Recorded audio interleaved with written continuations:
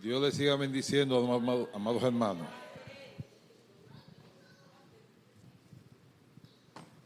Aquí hay una Biblia que posiblemente yo la cogí prestada. ¿De quién será esa? El hermano Romeo. Bien. Dios bendiga mucho a nuestra hermana Lidia. Dios bendiga a cada uno de los hermanos que han estado participando en este servicio. El mensaje de hoy solamente va a ser la introducción al mensaje y lo vamos a terminar de desarrollar el próximo domingo. En Efesios capítulo 6, verso 10. Efesios capítulo 6, verso 10. Si son tan amables de ponerse de pie, así reverenciamos la palabra de Dios. Efesios capítulo 6, verso 10. Leemos para gloria de Dios el Padre, Dios el Hijo y Dios el Espíritu Santo. Por último, fortalezcanse con el gran poder del Señor. Pónganse toda la armadura de Dios para que puedan hacer frente a las artimañas del diablo. Porque nuestra lucha no es contra seres humanos, sino contra poderes, contra autoridades, contra potestades que dominan este mundo de las tinieblas, contra fuerzas espirituales malignas en las regiones celestes. Por lo tanto, pónganse toda la armadura de Dios para que cuando llegue el día malo puedan resistir hasta el fin con firmeza. Manténganse firmes, ceñidos con el cinturón de la verdad, protegido con la coraza de la justicia y calzado con la disposición de proclamar el evangelio de la paz. Además de todo esto, tomen el escudo de la fe, con el cual pueden apagar todas las flechas encendidas del maligno. Tomen el casco de la salvación y la espada del Espíritu, que es la palabra de Dios. Los hermanos que están a mi derecha me presentan al Señor en oración. Los que están a la izquierda dan gracias a Dios por su palabra. Aleluya. Bendito sea Dios.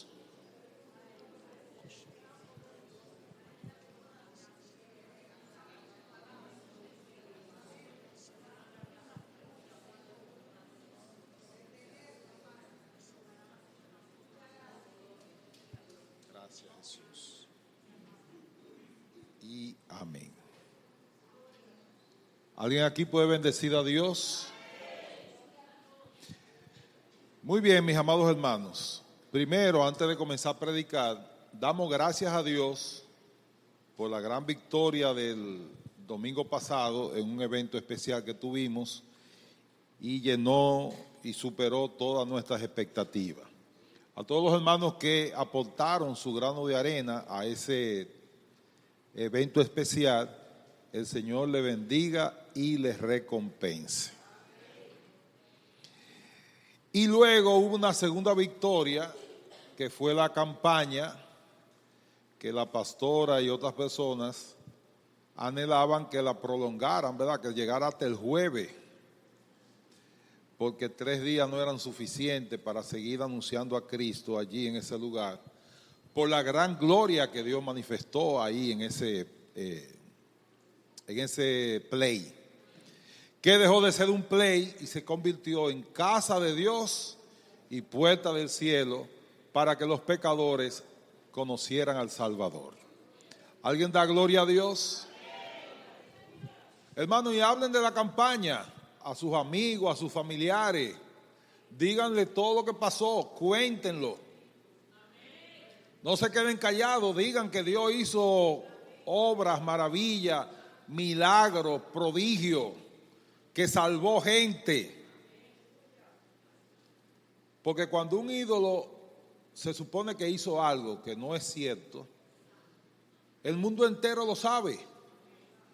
Pues cuando el Dios del cielo hace algo, hay que decirlo, hay que publicarlo. Hay que decir que Dios estuvo ahí para Tamboril. que todo el tamborileño que fue buscando asistencia, ayuda y un milagro de Dios, lo recibió. ¿Alguien puede bendecir al Señor? Y gracias a Dios que ya comenzaron a escuchar las voces que decíamos que prediquen los predicadores. Y el martes yo me gocé con un mensaje predicado por el pastor Roque, que pudo haber predicado los 3 días sin ningún problema. También estaba el ministro Nidio allá, que también estaba ahí ministrando y obrando.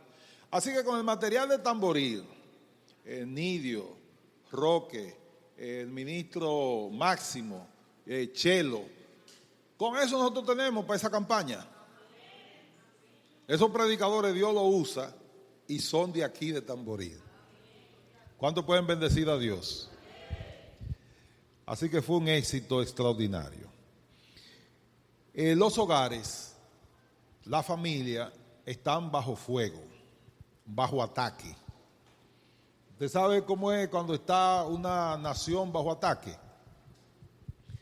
En la Segunda Guerra Mundial, por ejemplo, cuando llegaban los bombarderos alemanes sobre Inglaterra, que fue el único territorio en Europa que Alemania no pudo conquistar militarmente, porque Inglaterra es una isla y queda separada del continente. Entonces los aviones tenían que salvar ese espacio, unos aviones grandes, bombarderos, y en Inglaterra, cuando los radares detectaban los bombarderos alemanes, sonaba una alarma. Automáticamente sonaba la alarma, todo el mundo tenía que irse a los refugios. Habían refugios subterráneos donde la gente se entraba y todas esas bombas alemanas no eran como las bombas inteligentes ahora, los bombardeos eran masivos. Se tiraban muchas bombas ahí para que alguna cayera en el blanco. Era de racimo, se tiraban mucho. Diferente de ahora que tú puedes tirar una sola bomba y va exactamente a donde tú la programaste porque son bombas inteligentes. Así que cuando los ingleses estaban bajo ataque, había que sonar una alarma. Y esa alarma sonaba en toda Inglaterra y todo el mundo tenía que buscar refugio porque la ciudad estaba bajo ataque. Aunque no lo escuchamos, pero en el mundo espiritual la alarma está sonando. Todos los hogares cristianos están bajo ataque. El enemigo no quiere saber de los hogares cristianos. Amén, hermano. Para que ustedes tengan una idea, en los últimos tiroteos que han ocurrido en los Estados Unidos, el penúltimo de ellos fue en una iglesia. Dentro de una iglesia entró un trans y le disparó a los niños y él llevó varios cargadores y los cargadores había uno que decía, ¿dónde está tu Dios? Burlándose él de la víctima que iba a matar cuando él le disparara. Y así había un odio manifiesto sobre la gente de la iglesia. Ella entró, disparó, murieron varias personas, otros quedaron heridos y el muy valiente se quitó la vida. No quiso esperar que la policía llegara y lo apresara y tener que enfrentar la justicia norteamericana. Y el último asesinato lo cometieron contra el predicador, el conferencista, el apologista Charlie Kirk. Y el que disparó tiene por novio a un trans. Estamos bajo la ira de los trans. Amén, hermano.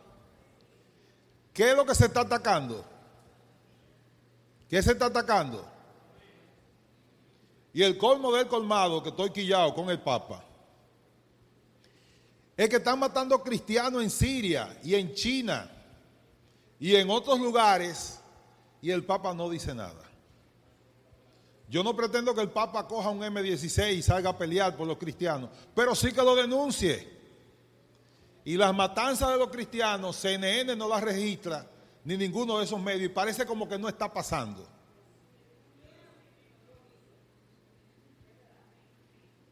Los cristianos estamos bajo ataque. Y por eso entonces el mensaje de hoy es el consejo de Pablo. Pablo, después de dar muchos consejos en el libro de Efesios, dice, por último, no sé cómo dice la versión de ustedes, pero aquí dice por último, por lo demás. Y por último, dice Pablo, es decir, ya he dicho muchas cosas en Efesios. Lo último que yo le quiero decir a los hermanos, le dice Pablo, es fortalezcanse ¿con qué? Con el gran poder del Señor. Es decir, llénate de Dios, revístete de Dios. Porque el pleito que tenemos no es con hombre. El pleito que tenemos no es con hombre. Si fuera con hombre, lo venciéramos con fuerza humana. Pero el pleito que tenemos no es contra hombre. Por lo tanto, las armas para pelear contra esos espíritus de maldad deben ser armas espirituales. Y solamente me voy a referir hoy a lo último que él dice. Tomen el casco de la salvación. ¿Y qué más dice? Y la espada del Espíritu, que es la palabra de Dios. Cuando los soldados van a ser entrenados, lo primero que le enseñan a un soldado es a desarmar el alma. Un soldado tiene hasta con los ojos cerrados que saber desarmar el alma y volverla a armar y limpiarla. Porque si está en medio de una batalla y cae en el lodo o se llena de agua, él tiene que saber desarmarla, limpiarla, volverla a armar para que pueda funcionar. Nosotros tenemos un arma. Esta es el arma principal de nosotros. Amén, hermano. Nadie que se haya fundamentado en la palabra de Dios ha sido vencido. Todo el que sabe usar esta palabra le hace al diablo lo mismo que Jesús le hizo en Mateo 4. ¿Qué hizo Jesús? ¿Qué le hizo Jesús al diablo en Mateo 4? Lo venció ¿con qué? Con el poder de la palabra de Dios. Y en septiembre, estamos en el mes de la Biblia. Y en septiembre, 27 de septiembre, me parece que es. Yo siempre lo confundo, 27 o 29, no estoy seguro. Pero el 27 de septiembre es el mes de la Biblia, es el día de la Biblia, aprobado por el Congreso. Y ese día todas las iglesias, católicas y evangélicas, todas las iglesias celebran el día de la Biblia. En algunos lugares hasta marchas se hacen, en otros lugares se hacen concentraciones y en las iglesias se habla de la Biblia. Así que hoy yo solamente me voy a limitar a hablar brevemente de la espada del Espíritu. ¿Qué es la Biblia? Es la espada del Espíritu. Sabemos nosotros cuál es la estructura de la Biblia, cómo está organizada y para qué los libros fueron creados. Hoy no puedo dar un detalle de todos los libros, pero todos ustedes saben que la Biblia se divide en dos: Antiguo Pacto o Antiguo Testamento. ¿Y cuál es el otro? Nuevo Pacto o Nuevo Testamento. Eso es importante entenderlo. Primero, el Antiguo Pacto es un acuerdo, un convenio entre el Dios del cielo y el pueblo de Israel. Así que ¿en qué idioma se hace ese pacto? En hebreo. Dios pacta ¿con quién? Con una nación. Pero es interesante que se sepa que el mundo entero en el Antiguo Testamento es pagano, es idólatra. La única nación que cree en un solo Dios y es el Dios verdadero es la nación de Israel. Amén, hermano. Así que todo lo que pasa en el Antiguo Pacto está conectado con las promesas de Dios a Abraham y el cumplimiento de esa promesa. Dios le dijo a un hombre que no tenía hijo te bendeciré. A una mujer que era estéril, Dios le dijo, te bendeciré. Porque Dios es capaz de hacer lo imposible posible. Y a esa mujer estéril parió, ustedes lo saben, lo hemos predicado eso. Fue un milagro ese niño. Y de ese niño sale una nación que la encontramos luego en Egipto con más de 2,5 millones de hombres. Amén, hermano. Así que el antiguo pacto es un convenio, pero es un convenio condicional. El Señor le dice, yo soy tu Dios, te libraré de manos de tus enemigos y te bendeciré. Hay una sola condición, tiene que serme fiel. ¿Qué le exige Dios al pueblo? Que le sea fiel. Algunas generaciones de Israel fueron fieles, pero en otras generaciones hubo bastante infidelidad. Al extremo que Dios lo entregó en manos de sus enemigos y fueron llevados cautivos a Babilonia por 70 años. Que ahí es donde ustedes leen a Daniel, leen a Ezequiel y algunos de los profetas mayores. Las lamentaciones de Jeremías, que es el lloro porque el pueblo le había fallado a Dios y Dios se había apartado de su pueblo. Así que el amor de Dios hacia su pueblo es un amor condicional, como el amor de un matrimonio, que es con condiciones. Ustedes saben que yo vivo de la pastora locriamente enamorado.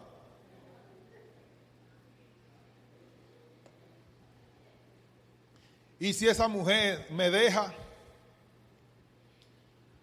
yo no sé, hermano, yo sé que hay que internarme seguro.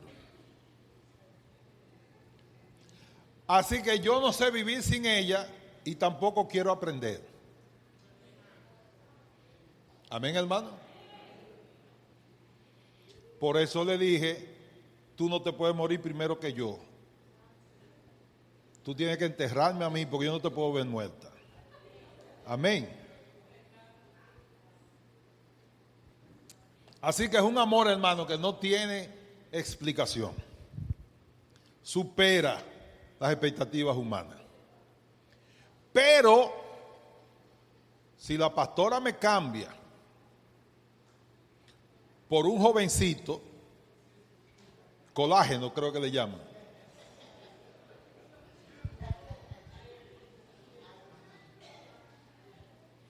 ya yo no puedo seguir ahí, hermano. Porque el matrimonio es un negocio de ¿cuánto? Con 3 se acaba. Eso es igual que en la pelota. ¿Con cuánto lo ponchan a uno? Con 3. Entonces en el matrimonio te ponchan cuando hay 3. No funciona eso de un matrimonio con 3. Así que el amor, por grande que sea, en una pareja es un amor condicional. Yo te amo mientras tú me ames.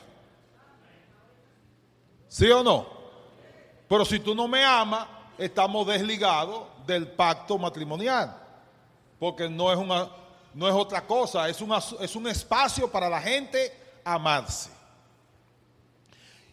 Así que en el Antiguo Testamento, Israel cogió, bueno, en el libro de los Jueces, ustedes ven cómo Israel se desvía, Dios le envía enemigos y luego que ellos se arrepienten, Dios entonces le envía un Salvador, un líder que lo libertaba. Y eso pasaba a cada rato. Desde que la próxima generación se olvidaba del castigo de Dios, volvían a serle infiel a Dios, Dios lo entregaba en sus enemigos, se arrepentían porque tenían una vida muy difícil, oprimido, y entonces volvían en arrepentimiento y Dios volvía y le enviaba un Salvador. Amén, hermano. Así que en el Antiguo Testamento el pacto es con una nación, el pacto es condicional y el pacto va a depender de que tú cumplas. Si tú cumples, yo cumplo. En el Nuevo Testamento, el pacto no es con la nación de Israel. La razón de que en Hechos capítulo 2 el Espíritu Santo se manifestó y habló en nuevas lenguas, la iglesia entera habló en todos los idiomas que estaban presentes allí. Dios diciéndole que ahora el pacto no es con una tribu ni con una lengua, sino que el nuevo pacto es con todas las tribus que hablen todas las lenguas. Ahora el pacto de Dios no es con un pueblo ni una nación, es con una iglesia que está en el mundo entero. Así que antes el pacto era con Israel, ahora es con todos los que conocen a Jesús, sin importar de qué nación sean o pertenezcan. La gracia se ha abierto. No estaba antes, en el antiguo pacto estaba limitada a Israel, pero ahora la gracia de Dios se ha abierto para que todo aquel que en él crea no se pierda, sino que tenga vida eterna.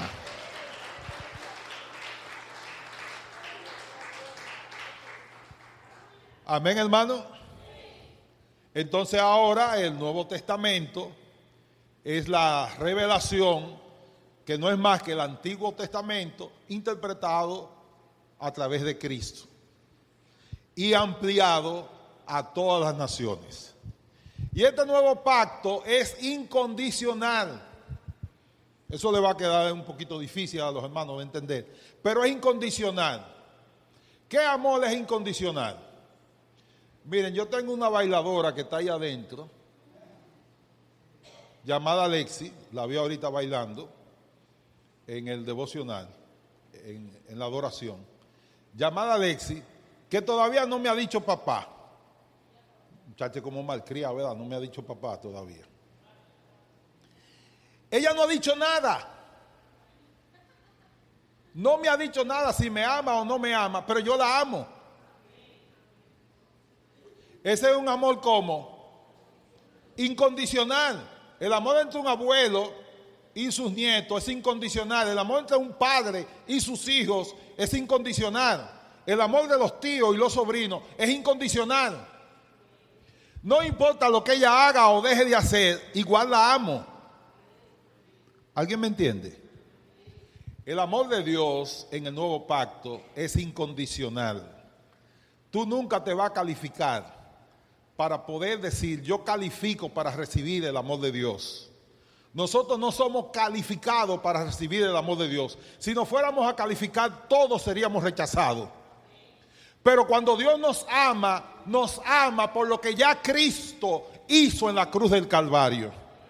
Y cuando Él murió por nosotros, Dios nos ama en Cristo. Cuando Dios nos ve a nosotros, ve a Cristo en nosotros. Él no ve mis defectos, ni mis faltas, ni mis culpas, ni mis maldades. Él ve una sangre que fue derramada en la cruz del Calvario y lavó mi alma de todos mis pecados.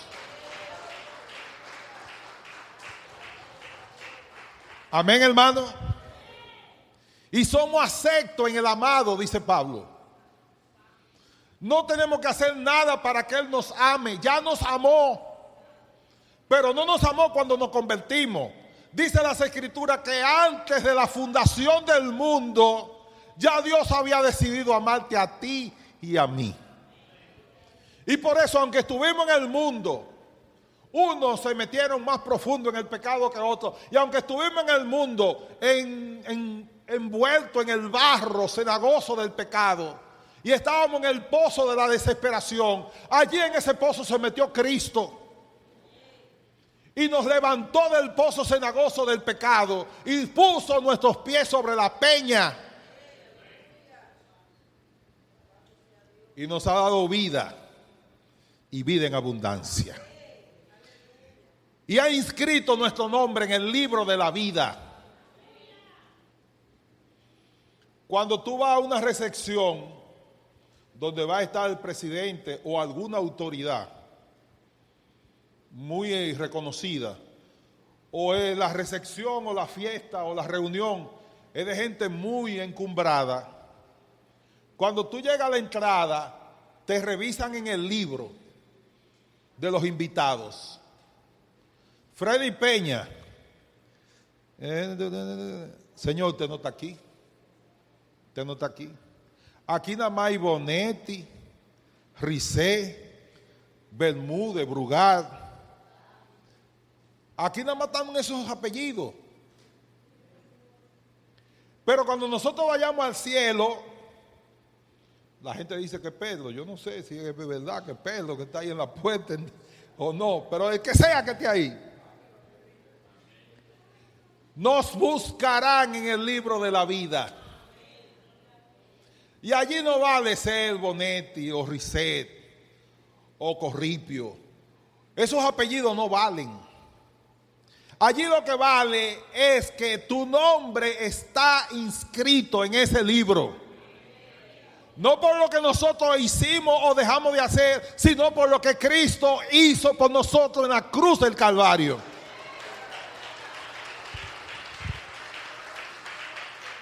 Aleluya.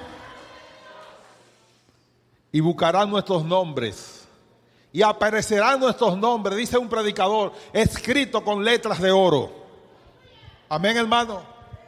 Nombres que no eran sonoros y que no tenían valor en nuestra sociedad. En el cielo valen nuestros nombres. Dios pronuncia con gozo el nombre de sus hijos. Y le dirá, venid bendito de mi Padre a las mansiones que les tengo preparadas. Amén, hermano. Así que el nuevo pacto es condicional. Es incondicional. Y voy a repetir aquí una historia que creo que fue el pastor Nidio que la hizo. De un descarriado que llega a la iglesia y el pastor le dice, cuando termine la prédica te voy a llamar para orar, que los hermanos se van a alegrar mucho. Y el descarriado le dijo, no pastor, yo necesito que usted ore por mí ahora. Y el pastor quiso convencerlo de que esperara el mensaje para entonces hacer la oración de reconciliación. Pero él insistentemente logró que el pastor orara por él en ese momento. Cuando el pastor termina de predicar, le dice a los hermanos, hermanos, hay un gran gozo en la iglesia porque un hermano que era nuestro, hoy ha venido a reconciliarse con el Señor. El hermano fulano de tal que se pare. Y el hermano no se paró. El hermano fulano de tal que se pare. Mire, hermano, avísele que le estoy diciendo a él para que se pare. Y cuando lo revisaron, el hermano estaba muerto. Murió en medio del mensaje. ¿Quería Dios salvarlo? Pues lo sacó del mundo y lo llevó.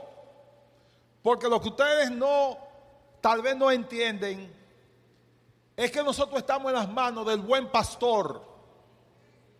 Y el buen pastor te va a salvar. A pesar de ti te va a salvar.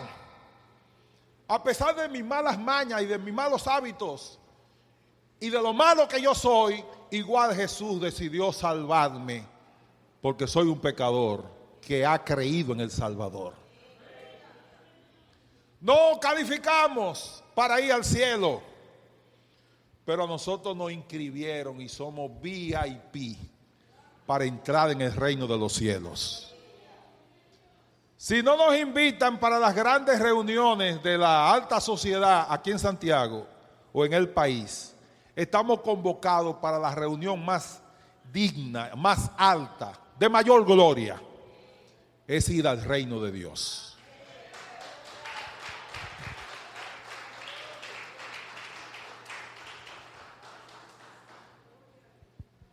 Así que esta palabra, la estructura, ¿verdad? Está dividido en dos: Antiguo Pacto o Antiguo Testamento, Nuevo Pacto, Nuevo Testamento. Solamente me queda tiempo para decir brevemente que Moisés escribe los primeros 5 libros de la Biblia. Se le llama Penta de 5 libros, colección de 5 libros. Y también se le llama la ley o la Torá. ¿Por qué escribe Moisés esos 5 libros? Por 2 razones. Primero, en esos 5 libros está toda la ley que va a regular el pacto, los 10 mandamientos. Y también están las leyes específicas de qué hacer cada vez que haya una litis entre 2 personas del pueblo. Ahí hay una base de lo que se llama jurisprudencia, para que los jueces puedan fallar de acuerdo a lo que Dios ha revelado. Pero lo segundo era que Moisés quería, oigan bien, que la gente de Israel entendiera que Dios no creó esclavos. Dile al que está al lado tuyo, Dios no creó esclavos. Adán y Eva fueron hechos libres. Y la esclavitud es consecuencia del pecado. Hombres perversos y malvados esclavizaron a otro hombre. Pero la naturaleza del hombre es que sea libre. Libre. Tú no tienes que ser esclavo absolutamente de nada. Amén, hermano. La palabra dice que si el Hijo nos libertare, seréis verdaderamente libres. Así que si tú vienes con ataduras de tu familia, que vienen de tus abuelos y de tu bisabuelo, tú no tienes que seguir con esas ataduras. Hay un Cristo que liberta. Hay un Cristo que rompe cadenas, rompe tradiciones, rompe malos hábitos. Amén. Él es capaz de cambiarnos. Y Moisés quería que el pueblo entendiera que Dios quería que ellos fueran libres. Por eso cuando Moisés agarra y mata a un egipcio, Dios no lo aprobó. Dios le dijo, no es así la cosa. No es de esa manera que lo voy a libertar. No es con tu fuerza, Moisés. Y entonces Dios vino con 10 milagros, que fueron las 10 plagas de Egipto. Y con 10 plagas arruinó la nación más poderosa de esa época, lo que sería los Estados Unidos de Norteamérica en aquella ocasión. Luego Dios lo saca y lo hace cruzar el Mar Rojo en seco. ¿Ustedes querían más milagros que ese? Si los 10 milagros de las 10 plagas no eran suficientes, cruzar el Mar Rojo era suficiente para que tú supieras que el Dios que te llamó te quiere libre. Así que lo cruzó en seco. Y Moisés le escribió esta palabra y se la dijo y se la enseñó y se la predicó. ¿Logró Moisés convencerlo de que no fueran esclavos? Ellos fueron libres físicamente porque estaban ya lejos de los opresores. Pero cada vez que se presentaba un problema, habían unos cuantos ahí que le decían a los de Israel, pero en Egipto teníamos ajo y cebolla y repollo. Vamos a devolvernos para allá. Y Dios le estaba mandando carne y Dios le estaba mandando pan. Comían maná del cielo y bebían agua de las rocas. Y no viendo la mano de Dios obrando, todavía querían volver atrás porque tenían la mentalidad de un esclavo. Por eso escribe Moisés estos 5 libros, para sacar esa mentalidad de esclavo, para que ellos asumieran la cosmovisión de un hombre libre. ¿Alguien lo puede bendecir? Nosotros tuvimos 12 años de gobierno del doctor Joaquín Balaguer.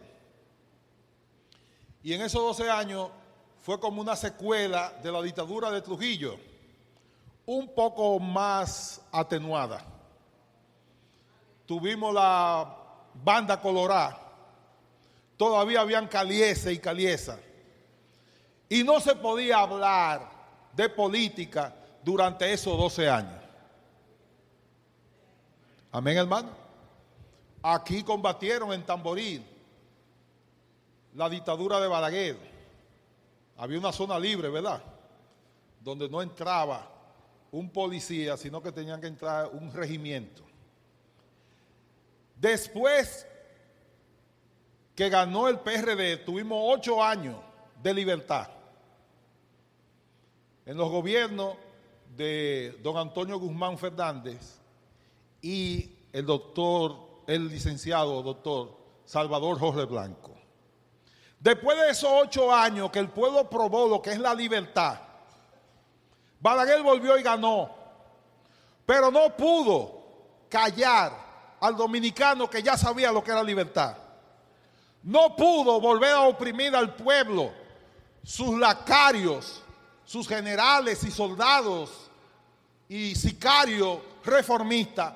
No pudieron de nuevo volver a ejercer la presión sobre el pueblo, porque después que tú conoces la libertad, solamente muerto la pierde. ¿Alguien me entiende, hermano? Eso era lo que Moisés quería. Para eso escribió esos libros, para que esa mentalidad de esclavo se quedara atrás. Y hoy día es la misma intención. Dios no quiere esclavos de ningún vicio, de ninguna práctica, de ningún pecado. Te compró con sangre para que sea libre. ¿Cuántos están comprados con sangre? Para que sea libre y pueda vivir la libertad de los hijos de Dios y pueda disfrutar en esta tierra sin dinero y sin precio, porque lo que verdaderamente hace feliz al hombre es tener a Cristo en el corazón.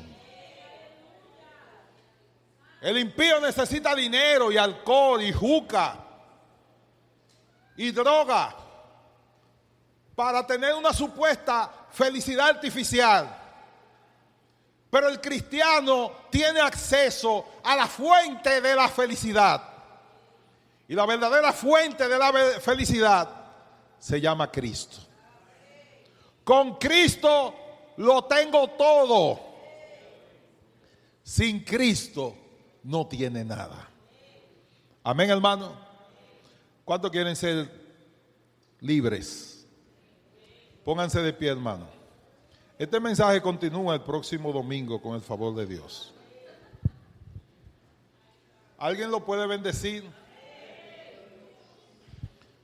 Repitan conmigo: Señor Dios y Padre nuestro, yo quiero ser libre de toda atadura, de toda ligadura de alma, de toda tradición perniciosa en mi familia.